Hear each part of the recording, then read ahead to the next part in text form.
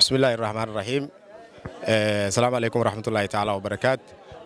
أولا إلهي بمحد إسكاله سي وناكسن إنه صار دمي كوبكا سوه أها رمضان كاب وقلت لك شيء شركة إسقار سينتا كي هنا سوماليا سمتل بودلان شركة سمتل أدبي وما هتسنتهاي كوبكي نوقبتي كوبكا وهو كوبنا سديت نادي الحمد لله دور وريك بوصو مري aawa ilaahay maxadii noo dhamaaday 8 naadi waxaana ku guuleystay koobka naadiga la yiraahdo Super Star kaalinta koowaad gashay waxaana kaalinta labaad gashay naadiga la yiraahdo FC Golweyn waxaan mar labaad u mahadcelinayaa shirkadda isgaarsiinta ee Samtel maamulayaasheeda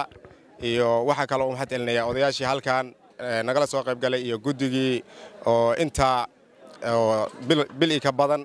nala taabgelinayay oo nala joogay habeenay maalin sidii koobka heer sare ugu dhamaado alxamdulillah iigan waa u mahadcelinayaa waxa kale oo halka ugu mahadcelinayaa